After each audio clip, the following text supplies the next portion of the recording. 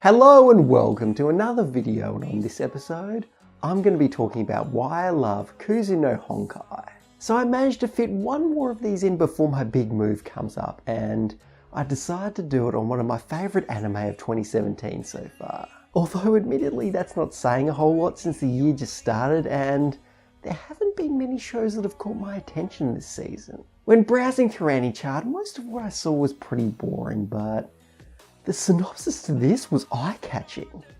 It was unlike any other romance I'd seen. I had no choice but to watch it, and so far, I haven't been disappointed. So, let's get into it. Hanabi and Mugi are seen as a perfect couple, being that they're both popular and attractive. The thing is, their relationship is not based on their love for each other, as they both have crushes on other people. Hanabi is in love with an old family friend who's now working as a teacher, and Mugi has eyes for his former tutor, who is also currently working as a teacher. Realising that their ideal partners are probably never going to be with them, these two find comfort in being intimate with each other, while imagining that they're with the person that they truly love.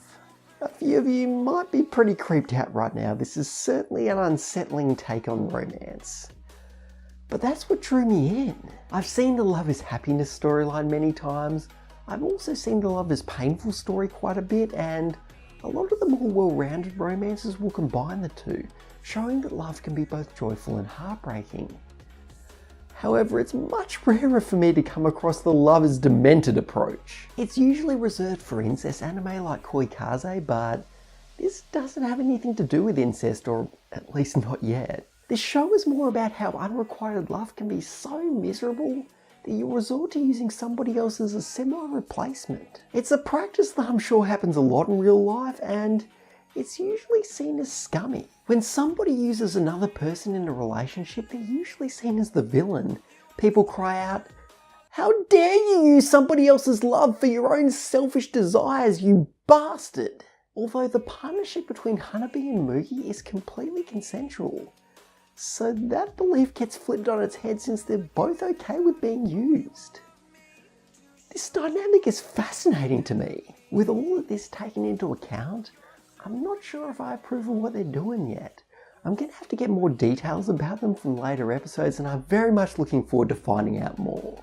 So, now that I've covered Hanabi and Mugi's relationship as a whole, I can now talk about the moment that sucked me into this twisted narrative.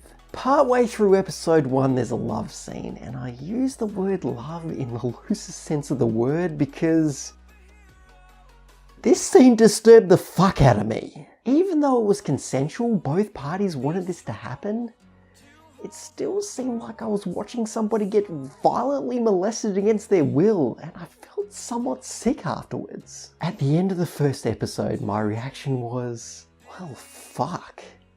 Now I've got to see what happens. After all that I'd witnessed, there was no way I could stop watching. I have to see where it goes. And that is the most exciting aspect of the series for me. There are an endless amount of paths that the story could go down.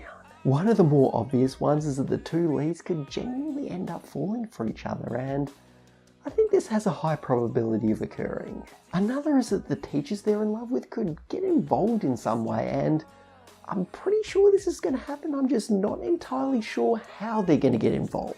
There's also the other students. If one of their friends found out what was going on, how would they react? Probably not very well. And to be fair, it could also go to shit.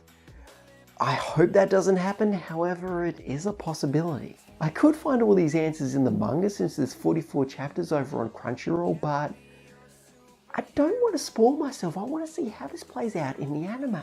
It has the potential to be one of those classic shows that I cover on Anime Memory someday.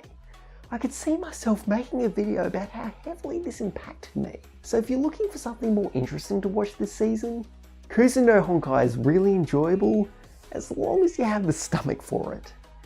Seriously, it's kind of deranged.